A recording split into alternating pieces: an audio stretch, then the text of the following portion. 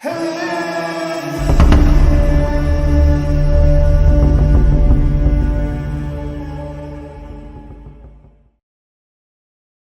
brisa da tarde, morna e preguiçosa, acariciava os poucos fios de cabelo branco que ainda coroavam a cabeça de Arthur, enquanto ele se afundava um pouco mais no banco desconfortável da praça.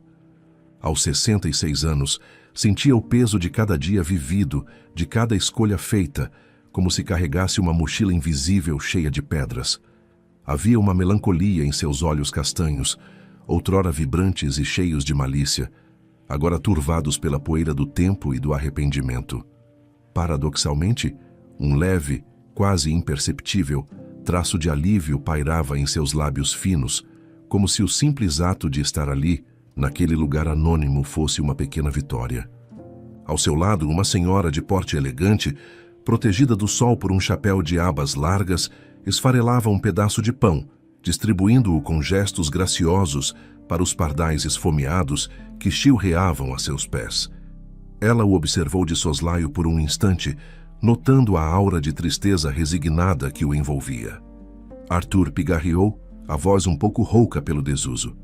"Bom dia, senhora. Belo dia para alimentar os pássaros." Ela ergueu o olhar e seus olhos, de um azul surpreendentemente límpido, encontraram os dele. Um sorriso discreto aflorou em seu rosto. "Bom dia. Sim, eles parecem apreciar." Sua voz era calma, melodiosa. Ela fez uma pausa, a intuição feminina captando algo mais sob a superfície da saudação casual. "O senhor parece pensativo. Está tudo bem?" Arthur considerou mentir, oferecer uma banalidade qualquer, mas havia algo na serenidade daquela mulher, na paz que emanava dela e da cena bucólica que o desarmou. Ele suspirou, o som carregado de uma exaustão que ia além do cansaço físico. "Sim, estou bem, na medida do possível, mas, para ser honesto, minha alma está pesada. Sinto uma necessidade imensa de desabafar. Contar minha história a alguém antes que ela se perca comigo." A senhora voltou a atenção para os pássaros por um momento pensativa. Então, com uma simplicidade que o surpreendeu, ela disse: "Bom, não sei se sirvo para lhe ouvir com a sabedoria que talvez precise, mas gosto de vir aqui alimentar os passarinhos, e eles não se importam em compartilhar o espaço. E você está com sorte, pois tenho tempo. Então pode desabafar comigo se quiser. Meu nome é..." Ela hesitou por uma fração de segundo. "Pode me chamar de Esperança." Arthur sentiu um nó se formar em sua garganta. Esperança. Que nome peculiar, ou talvez um pseudônimo gentil para uma estranha. Ele engoliu em seco, a gratidão inundando seu peito cansado. "Obrigado, Esperança. É muita gentileza sua. Meu nome é Arthur. E minha história, bem, é longa e um tanto sinuosa. Começa há muito, muito tempo, quando eu era um homem completamente diferente da figura curvada que vê hoje." Ele fez uma pausa, reunindo os fragmentos de memória, as cores vibrantes de um passado que agora parecia pertencer a outra pessoa. "Arthur", começou ele, a voz ganhando um pouco mais de firmeza ao mergulhar nas águas do passado. "Sempre foi uma criatura do sol, da noite, do prazer imediato. A vida, para mim, era um banquete interminável, e eu me servia com ambas as mãos, sem pensar no amanhã, muito menos nas consequências. Festas que emendavam o dia na noite e a noite no dia, o borbulhar do champanhe ecoando risadas fáceis, o perfume de mulheres bonitas e fugazes, a adrenalina das noites adentro, embaladas por músicas contagiantes e a sensação de invencibilidade que só a juventude e o dinheiro podem proporcionar. Responsabilidade era uma palavra que eu mantinha a uma distância segura, como uma doença contagiosa. Diversão era meu único norte, meu mantra, meu Deus. E dinheiro. O dinheiro nunca foi problema. Meus pais, Deus os tenha, me amavam de uma forma protetora demais. Pavimentaram meu caminho com tanto conforto e isenção de deveres que eu flutuava pela vida, um balão colorido sem amarras. Ele recordava o brilho dos salões, o tilintar dos copos, o cheiro de liberdade irrestrita. Seus pais, comerciantes prósperos, nunca lhe negaram nada. Queriam para o filho único a felicidade que, para eles, se traduzia em ausência de preocupações. Mal sabiam que estavam, na verdade, a adiar o inevitável encontro de Arthur com a realidade. Nos estudos, eu era a personificação da mediocridade, notas que arranhavam o suficiente para passar, um esforço mínimo apenas para evitar o transtorno da reprovação. Mas quem se importava? Eu tinha um dom, uma alegria que irradiava e contagiava. Onde quer que Arthur chegasse, a atmosfera mudava. O riso ficava mais fácil, as conversas mais leves. E, claro, havia a aparência. Modéstia à parte, esperança. Eu era o que chamavam de um bom partido. Alto, um sorriso que diziam desarmava, e uma educação superficial que mascarava a profundidade da minha superficialidade. As moças, bem, elas notavam. E eu aproveitava cada olhar, cada flerte, cada conquista efêmera. Ele parou. Um leve rubor subindo-lhe ao rosto enrugado, não de vergonha, mas da lembrança vívida daquele poder, daquela atenção. Mas havia um porém, um grande porém. Apesar de todas essas qualidades, desses talentos para a sociabilidade, eu não era um amigo de verdade. Não no sentido de se importar genuinamente, de estar lá nos momentos difíceis. Meus relacionamentos eram como minhas noites, intensos, passageiros e, no fundo, vazios. Eu não levava nada a sério por muito tempo. Um coração nômade, incapaz de fincar raízes. Era assim que eu vivia, que eu era. Até ela, até Beatriz. O nome dela saiu como um suspiro, uma melodia há muito esquecida que ainda encontrava eco em sua alma. Beatriz, ela era como um farol em meio à minha névoa de excessos. Eu a conhecia em uma dessas festas intermináveis, um evento beneficente onde minha presença era mais decorativa do que qualquer outra coisa. Ela não pertencia àquele mundo, não realmente. Havia uma luz própria nela, uma pureza que contrastava com o brilho artificial ao nosso redor. Foi, como dizem os poetas, paixão à primeira vista. Um clichê, eu sei, mas verdadeiro. Meu coração, aquele órgão cínico e entorpecido, deu um salto no peito que me assustou. E ela... Beatriz ficou encantada, ou assim pareceu. Talvez pelo meu verniz de homem do mundo, pela minha conversa fácil. Caímos um nos braços do outro com a urgência de quem encontra um oásis após uma longa travessia no deserto. Jamais imaginei que algo assim pudesse acontecer comigo, o eterno solteirão convicto. Em semanas estávamos namorando. O mundo, ou pelo menos o nosso pequeno universo social, ficou em choque. Arthur, o indomável, aparentemente domado. Lembro-me dos cochichos, dos olhares surpresos, e por um tempo acreditei que tinha mudado, que o amor de Beatriz era a âncora que minha vida errante precisava. Todos nos elogiavam, o casal perfeito, diziam. Mas os amigos dela, especialmente um casal, Carlos e Diana, eram mais céticos. Eles conheciam minha fama, meu histórico. Viam através da minha fachada de namorado apaixonado. Carlos era um homem pragmático, pés no chão, e Diana, sua esposa, possuía uma intuição aguçada. Lembro-me de um churrasco na casa deles. Beatriz e eu éramos o centro das atenções, rindo, trocando carinhos. Mais tarde ouvi Diana conversando com Beatriz na cozinha, a voz baixa, mas firme. Bia, ele é charmoso, não nego. Mas esse tipo de homem não muda da noite para o dia. A vida que ele leva é uma segunda pele. Tenha cuidado, amiga. Beatriz, cega pela paixão, apenas sorriu e respondeu com aquela confiança inabalável dos amantes. Ele mudou, Di. Nosso amor o mudou. Ele não é mais o mesmo. Ela acreditava nisso com cada fibra do seu ser. Tinha certeza de que seríamos para sempre. E eu? Eu queria acreditar também. Por um tempo, até me esforcei. Beatriz era tudo o que um homem sensato desejaria. Esforçada, terminando a faculdade de arquitetura com notas brilhantes. Inteligente, com uma conversa que ia além das futilidades que me cercavam. Fiel, com um coração de ouro. Ela era o porto seguro. E, surpreendentemente, ela parecia genuinamente gostar do meu lado festivo, da minha energia. Talvez ela visse em mim a leveza que lhe faltava, a faísca de caos que tornava a vida menos previsível.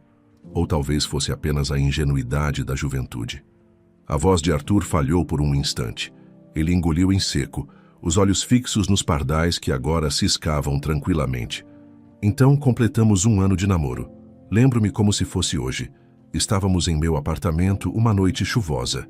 Beatriz preparou o nosso jantar favorito. Havia um brilho diferente em seus olhos, uma mistura de excitação e nervosismo. Depois de comermos, ela segurou minhas mãos, o sorriso tão largo que iluminava seu rosto. Arthur, meu amor, tenho uma surpresa. Meu coração acelerou. Pensei em joias, uma viagem, mas ela respirou fundo e disse: estou grávida. O mundo parou. Grávida.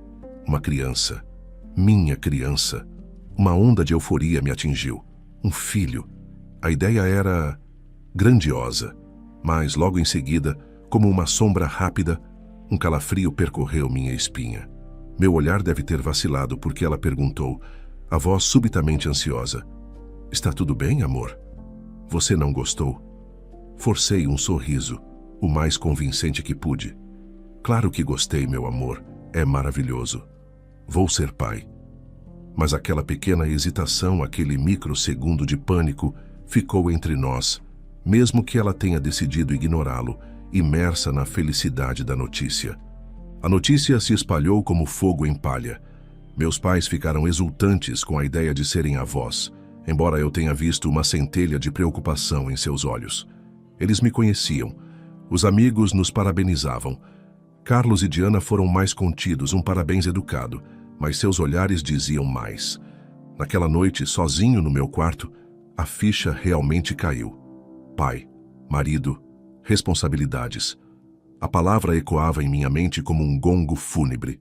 Olhei pela janela para as luzes da cidade que tantas vezes foram palco das minhas aventuras. Aquela vida estava com os dias contados. Eu, que sempre vivi o momento, me vi diante de um futuro que não planejei.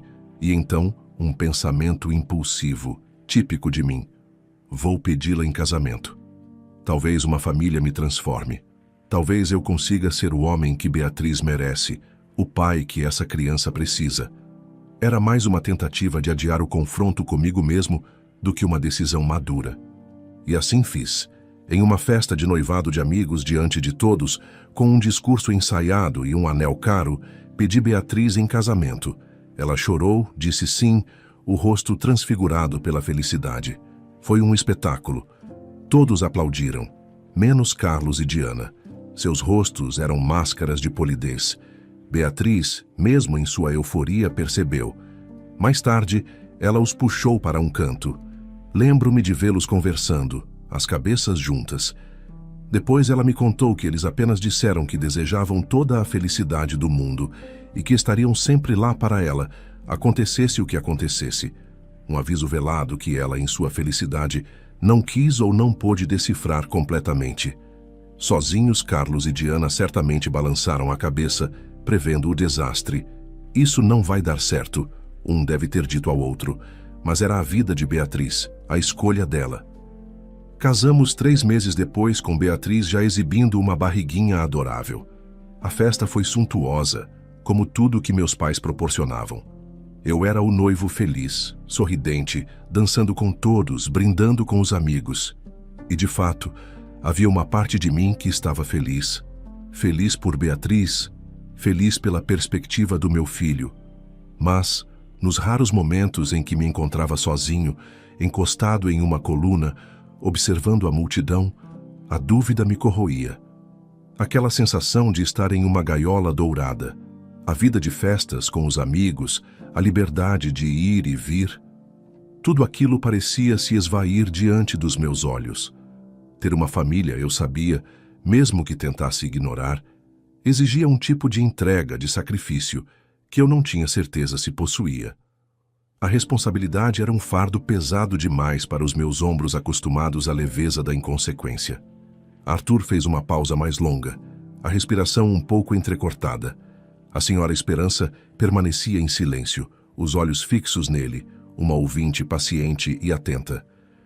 O tempo, esse escultor implacável, seguiu seu curso. E então, Gabriel nasceu. Meu filho. Ah, Esperança, que dia! Quando o segurei nos braços pela primeira vez, tão pequeno, tão indefeso, senti uma onda de amor tão avassaladora que me deixou sem ar. Era puro, incondicional.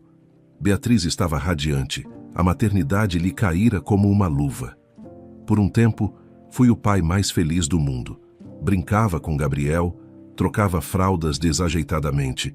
Sentia meu coração derreter com cada sorriso desdentado. Parecia que, finalmente, eu havia encontrado o meu lugar. Mas a novidade passa, o encanto inicial se dissipa e a rotina se instala. As noites mal dormidas, o choro incessante, as limitações. Minha antiga vida começou a me assombrar como um fantasma sedutor. Certa tarde, estávamos passeando na pracinha, Beatriz empurrando o carrinho de Gabriel, que já balbuciava suas primeiras sílabas. Vi um grupo de rapazes da minha idade, rindo alto, despreocupados, planejando alguma aventura de fim de semana. Nenhum carrinho de bebê, nenhuma bolsa de fraldas. Apenas a liberdade estampada em seus rostos. Aquela imagem me atingiu como um soco no estômago. Uma saudade lancinante da vida que eu tinha, das festas sem hora para acabar, da ausência total de amarras. Beatriz, com sua sensibilidade, percebeu a mudança em meu semblante. Arthur? Tudo bem? Você ficou pálido de repente. Tudo ótimo, meu amor. Só distraído. Minha voz soou mais séria do que eu pretendia. Eu me esforçava, realmente me esforçava. Aparentava ser um pai exemplar. Brincava com Gabriel no tapete, contava histórias, o levava para passear. Fazia tudo o que se espera de um bom pai. Mas por dentro, a gaiola ia se tornando mais apertada. Eu sorria, mas meus olhos carregavam uma tristeza que Beatriz, com o tempo, começou a notar. Então, quando Gabriel tinha pouco mais de 1 ano, meus pais se foram, ambos em um intervalo de poucos meses. Eram idosos, a saúde já frágil. Foi um golpe duro, apesar de tudo. Herdei uma quantia considerável, o suficiente para garantir várias vidas confortáveis. E foi aí, eu acho, que a mudança sutil em meu tratamento com Beatriz se tornou mais evidente. Não havia discussões, não havia grosseria. Pelo contrário, eu era atencioso, um bom marido, um pai presente, mas era uma presença oca. Beatriz me olhava às vezes com uma interrogação nos olhos, uma tristeza espelhada. Ela me via definhando como um pássaro engaiolado que perde o brilho das penas. Você está infeliz, Arthur? Ela perguntou uma noite, a voz embargada. Eu neguei, claro. Disse que era apenas o cansaço, o luto pelos meus pais. Mas ambos sabíamos que era mais do que isso. A voz de Arthur embargou. Ele piscou rapidamente, afastando uma lágrima teimosa. Chegou uma noite, Gabriel já dormia em seu berço. Entrei no quarto dele, a luz do abajur desenhando sombras suaves nas paredes. Ele ressonava baixinho. Um anjinho. Inclinei-me e dei um beijo em sua testa macia. Uma lágrima, uma única lágrima quente, escapou dos meus olhos e caiu em seu lençol. Era uma lágrima de amor, de despedida, de uma dor que eu mal conseguia nomear. Em seguida, fui ao nosso quarto. Beatriz lia um livro, os óculos na ponta do nariz. Meu coração se apertou. Ela era tão boa, tão pura. Eu não a merecia. Beijei sua testa, o gesto mais frio e calculado que já lhe dera. Boa noite, meu amor. Ela me olhou, surpresa pela formalidade, mas respondeu com um sorriso cansado. Boa noite, Arthur. Fui para a sala, liguei a televisão em um volume baixo, mas não via nada. Minha mente era um turbilhão. A liberdade me chamava, sussurrava promessas de noitadas sem fim, de mundos a serem explorados, sem o peso das correntes invisíveis da responsabilidade. A decisão, covarde e egoísta, já estava tomada. Beatriz adormeceu. Eu esperei, o coração batendo forte contra as costelas, cada segundo se arrastando. Então levantei-me. Fui ao nosso quarto, peguei uma mala previamente escondida no fundo do armário, já com algumas roupas. Escrevi uma carta. Palavras vazias tentando justificar o injustificável. No dia seguinte, Beatriz acordou e eu não estava na cama. Ela deve ter pensado que eu saíra cedo para correr ou para a academia, algo que eu costumava fazer. Foi ao quarto de Gabriel, encontrou-o dormindo. Procurou por mim na casa, em vão. E então, sobre a mesa da cozinha, encontrou o envelope. Arthur fechou os olhos, a cena gravada a fogo em sua memória, mesmo que ele não a tivesse presenciado. Imaginava a mão dela tremendo ao abrir a carta, os olhos percorrendo as linhas apressadas. Na carta, eu pedia desculpas. Que clichê patético! Dizia que a amava, que amava nosso filho, mas que aquela vida não era para mim, que seria melhor para todos se eu partisse, antes de me tornar um marido amargo e um pai ressentido.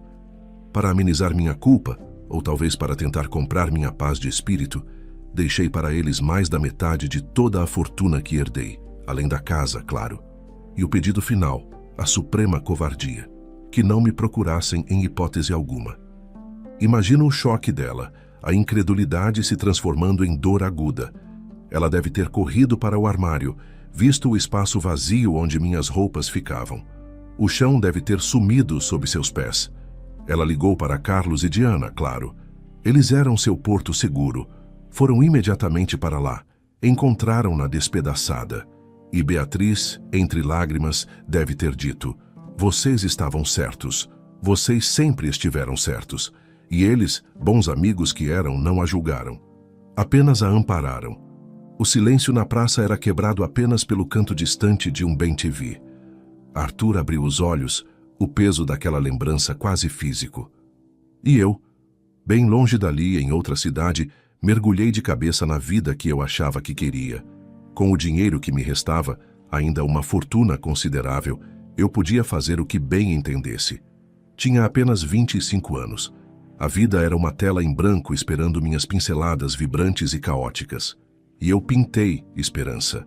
Ah, como eu pintei! Festas em iates, viagens para lugares exóticos, apartamentos luxuosos, um carrossel de rostos e nomes que se misturavam em uma névoa de prazeres efêmeros. Por anos, eu acreditei que aquela era a felicidade. Sem um filho para criar, sem uma esposa a quem dar satisfações. A liberdade absoluta. Era perfeito. Ou assim eu me convencia.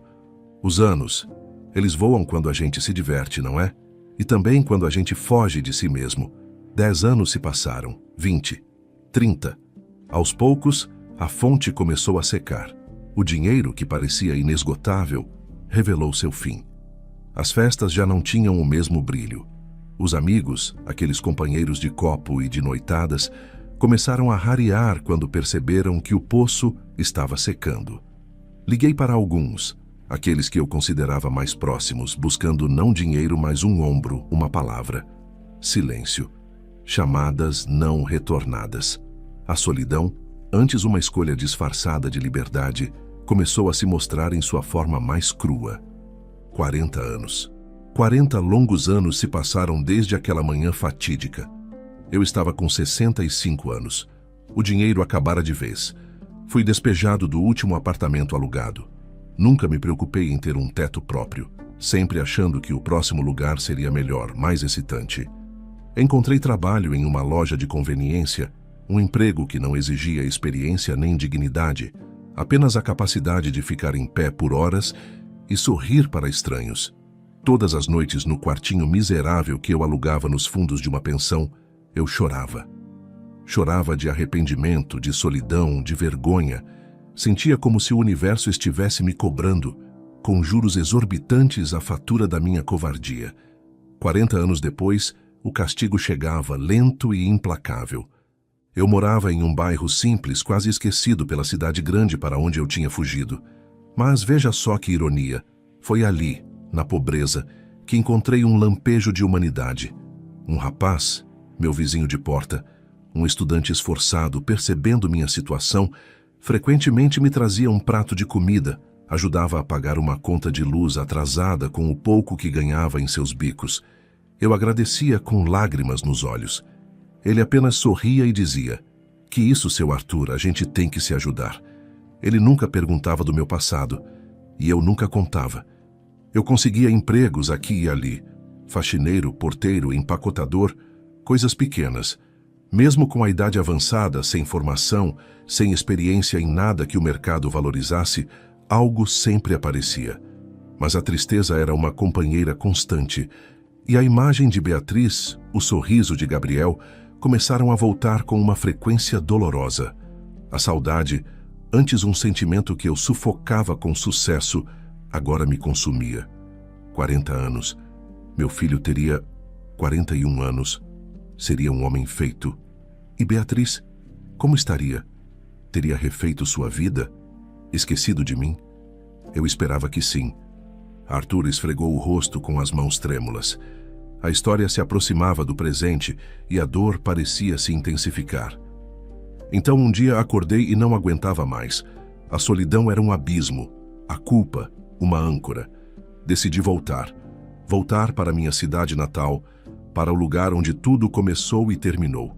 Sem dinheiro, apenas com uma pequena mochila e uma esperança tênue, quase insana de talvez encontrar algum vestígio deles. Ou, quem sabe, apenas morrer no lugar onde um dia eu fui feliz, mesmo sem saber. Durante a longa e desconfortável viagem de ônibus, minha mente era um caleidoscópio de pensamentos. Eu me agarrava à lembrança de ter deixado dinheiro para eles. Pelo menos isso eu fiz certo, eu pensava, numa tentativa patética de autoabsolvição. Eles não passaram necessidades por minha causa. Pensava na crueldade dos meus amigos ricos que me viraram as costas e no contraste com a bondade daquele jovem vizinho de outros desconhecidos que vez ou outra me estendiam a mão. A vida tem dessas ironias, não é? Depois de 40 anos de fuga, eu estava voltando para encarar meus fantasmas. Eu sabia, no fundo, que não seria bem recebido. Quem me receberia bem? Mas a realidade conseguiu ser ainda mais dura do que minhas piores expectativas. Fui direto para nossa antiga casa. O coração aos pulos, uma mistura de medo e uma expectativa doentia. E o que encontrei? Uma fachada diferente, um jardim estranho. A casa havia sido vendida. Uma família desconhecida morava ali. Perguntei com a voz embargada pelos antigos moradores. A nova proprietária, uma senhora simpática, me olhou com pena e disse que eles haviam se mudado há décadas, logo depois que ela comprou a propriedade. Décadas. Meu chão sumiu. Beatriz e Gabriel poderiam estar em qualquer lugar do mundo. Pensei em Carlos e Diana. Eles eram a única pista que me restava. Mas como encontrá-los depois de tanto tempo? Procurei em listas telefônicas antigas, em registros na internet com o pouco acesso que conseguia em bibliotecas públicas. Nada. Eles também haviam sumido, como fumaça. Passei meses nessa busca infrutífera, vagando pela cidade como uma alma penada. Consegui um emprego em uma lanchonete pequena, lavando pratos, apenas para ter onde dormir e o que comer. Mas não desisti. Todos os dias, depois do trabalho, eu perambulava pelas ruas, olhando os rostos, na esperança vã de um reconhecimento. Em vão. Eles haviam partido há muito tempo. Um ano se passou desde o meu retorno. Eu estava com 66 anos. A vida de privações, a má alimentação, a ausência de qualquer cuidado com a saúde e principalmente a tristeza crônica cobraram seu preço. Meu corpo, antes atlético e resistente, começou a falhar. Um dia, enquanto varria o chão da lanchonete, senti uma dor aguda no peito, o ar me faltou e tudo ficou escuro.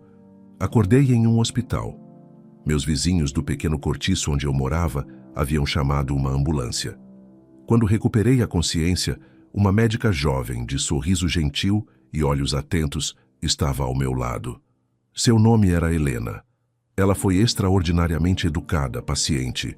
Explicou que eu tivera um princípio de infarto, que precisaria me cuidar, mudar radicalmente meus hábitos. O senhor terá alta em breve, seu Arthur, mas precisará de repouso e acompanhamento. Conversei muito com a doutora Helena nos dias que se seguiram. Ela tinha um jeito especial de ouvir, de fazer a gente se sentir importante. Quando ela falou sobre a necessidade de uma pausa no trabalho para me recuperar, o desespero me abateu. Doutora, isso é impossível. Se eu não trabalhar, não como, não pago o aluguel, vou parar na rua. Ela me olhou com uma compaixão que me aqueceu a alma. Seu Arthur, não se preocupe com isso agora. Vamos dar um jeito. E então, ela me fez uma proposta que me deixou sem palavras. Doutora Helena, aquela mulher de grande coração com seus 35 anos, casada, com um filho pequeno, disse: meu marido e eu temos uma pequena casa de hóspedes nos fundos da nossa propriedade. Não a usamos para nada. O senhor poderia ficar lá, sem pagar aluguel pelo tempo que precisar para se recuperar. Nós podemos ajudar com as compras também. Eu chorei, Esperança, chorei como uma criança. A bondade dela era um bálsamo em minhas feridas abertas. Ela realmente cumpria o que prometia. Todos os dias, mesmo depois da minha alta, alguém de sua família me deixava refeições, frutas, tudo do bom e do melhor. Eu me sentia tão grato, mas ao mesmo tempo profundamente envergonhado. Quem era eu para merecer tanta generosidade? Tentei oferecer meus préstimos. Doutora, me deixe fazer algum trabalho para vocês, limpar o jardim, qualquer coisa. Ela sorria e dizia: seu Arthur, sua única tarefa agora é se cuidar. Descanse. Eu queria ao menos agradecer pessoalmente ao marido dela, um homem que concordava em abrigar um velho desconhecido em sua propriedade. Era preciso muita nobreza de espírito. Doutora Helena disse que ele viria me visitar em breve, trazer algumas roupas que ela havia separado para mim. E ele veio. Lembro-me daquela tarde. Eu estava sentado na varandinha da pequena casa, sentindo o sol da tarde. Doutora Helena entrou, sorridente. Seu Arthur, meu marido, chegou. Logo atrás dela, um homem alto, de porte sério, mas com olhos gentis, entrou. Ele carregava uma criança nos braços, um menino de uns 4 ou 5 anos, que olhava tudo com curiosidade. O homem me estendeu um sacola com roupas e um sorriso amigável. Muito obrigado, meu filho. Não sei como agradecer a vocês por tudo isso. Minha voz estava embargada. Não há de quê, seu Arthur. É um prazer ajudar. Sua voz... havia algo familiar nela. Eu perguntei, apenas por formalidade: qual o seu nome, meu jovem? Ele olhou para a doutora Helena, depois para mim. O garotinho em seus braços se mexeu, e então ele disse, a voz clara, mas carregada de uma emoção contida: meu nome é Gabriel, pai. Arthur parou de falar. Seu corpo tremia. As lágrimas agora corriam livremente por seu rosto vincado. A senhora Esperança estendeu uma mão e pousou-a suavemente sobre a dele. O contato era leve, mas firme. Pai, Arthur repetiu, a voz um sussurro quebrado. Meu Gabriel, ali, na minha frente. Um médico respeitado, um homem bom, justo, casado com aquela anja, Helena, pai daquele menino lindo. Meu neto. Eu caí de joelhos, Esperança. Ali mesmo na frente dele, da esposa do meu neto. A vergonha, o arrependimento, o amor, tudo me atingiu de uma vez. Eu soluçava, pedia perdão, palavras desconexas saindo da minha boca. Meu filho, com seus 43 anos, o filho que eu abandonei, me ajudando, me acolhendo. Gabriel apenas me levantou com gentileza. Seus olhos, não havia ódio neles. Talvez uma tristeza antiga, uma mágoa cicatrizada, mas não ódio. Ele disse, a voz calma: está tudo bem, pai. Não guardo mágoas. Eu sempre soube onde o senhor estava. Sempre soube? Como? Mais tarde, com calma, ele e Helena me contaram. Anos antes, quando Gabriel era um menino curioso, ele começou a perguntar por mim. E Beatriz? Ah, Beatriz. Que mulher extraordinária. Ela nunca me demonizou para ele. Explicava com uma serenidade que hoje me espanta que eu tive que ir embora, que aquele não era o meu lugar, mas que ele não deveria sentir raiva, pois nem ela sentia. Pelo contrário, Beatriz, em sua sabedoria, entendeu que minha partida, por mais dolorosa que tenha sido, talvez tenha sido o melhor. Melhor do que ficarmos juntos, eu infeliz, transformando nosso lar em um ambiente tóxico. Minha partida, de certa forma, deu a ela, a Gabriel e a mim mesmo, uma espécie de liberdade. Para muitos, eu sou um monstro, mas para eles, para minha família, eu fiz, mesmo que pelos motivos errados, uma escolha que no final permitiu que eles florescessem. Gabriel decidiu seguir medicina. Era o oposto de mim na juventude. responsável, focado, sabendo equilibrar estudo, trabalho e vida pessoal. Formou-se jovem, um médico brilhante. Mesmo com o dinheiro que eu havia deixado, Beatriz o administrou sabiamente investindo na educação de Gabriel. Ele trabalhou duro, construiu sua carreira tijolo por tijolo, até montar seu próprio hospital, uma clínica renomada na cidade. Mas ele carregava uma curiosidade, uma necessidade de conhecer o pai. Beatriz, sempre compreensiva, nunca o impediu. Sabia que esse dia chegaria. Com os recursos e a inteligência que tinha, não foi difícil para Gabriel me encontrar. Mas ele não se aproximou. Apenas observava, de longe. Viu minha derrocada financeira, minha solidão. E então, sutilmente, começou a intervir. Quando eu deixava currículos em empresas, Gabriel, com sua rede de contatos, pedia a amigos empresários que me dessem uma chance, um emprego qualquer. Por isso, mesmo velho e sem qualificações, eu sempre conseguia algo. Quando a comida faltava, ele anonimamente deixava cestas básicas com meus vizinhos, pedia a eles que me entregassem, inventando alguma história. Aquele jovem estudante que me ajudava tanto era amando de Gabriel. Ele pagava minhas contas atrasadas, garantia que eu tivesse um mínimo de dignidade, mesmo sem eu saber. Meu filho cuidava de mim, em segredo, por todos aqueles anos. Quando decidi voltar para minha cidade natal, Gabriel soube e continuou sua vigília silenciosa, ajudando à distância. Ele preparou o terreno. Os vizinhos do cortiço foram discretamente orientados por um assistente social, contatado por Gabriel, a ficarem de olho em mim.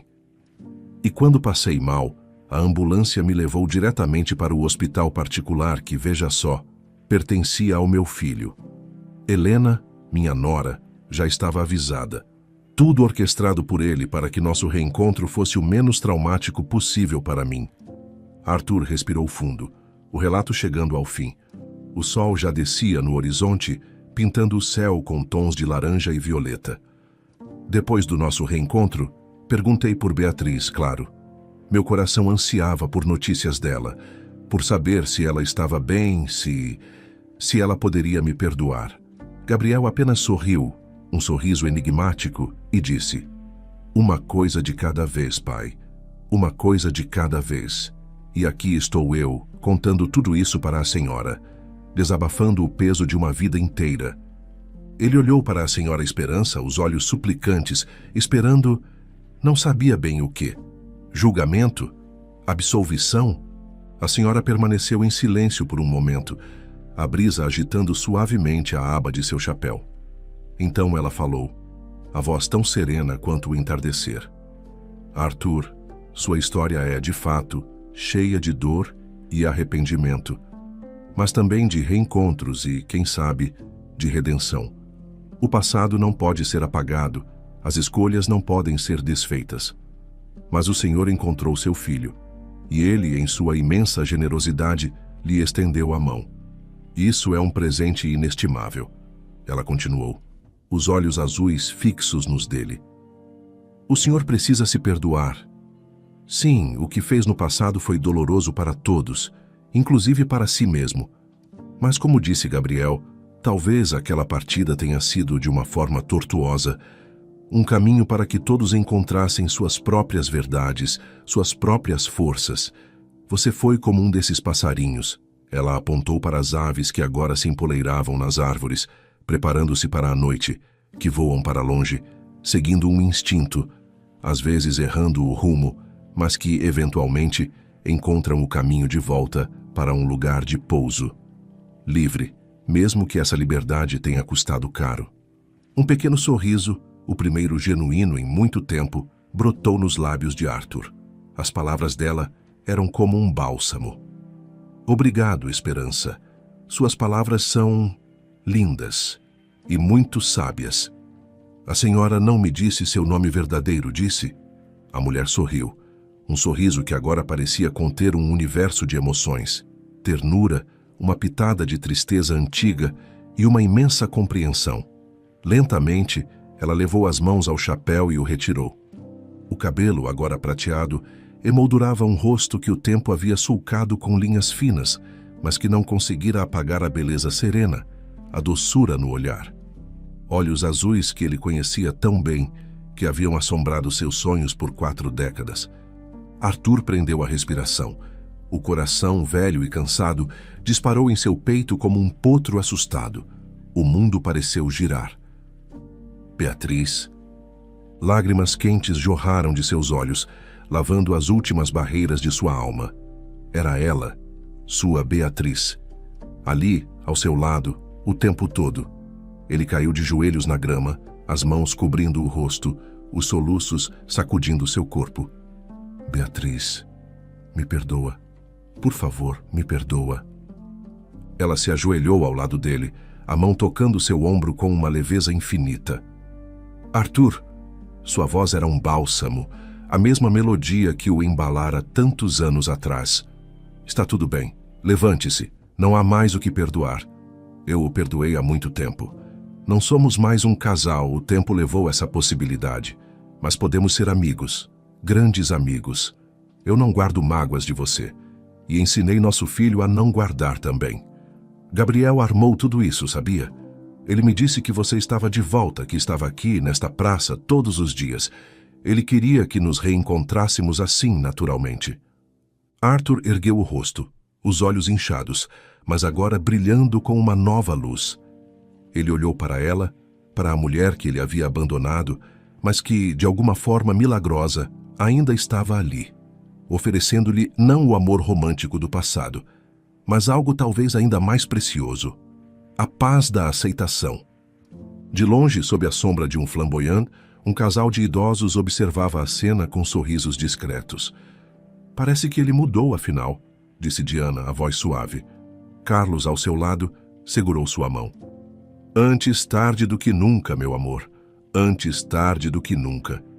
A praça mergulhava na penumbra da noite que chegava, mas para Arthur era como se o sol estivesse apenas começando a nascer.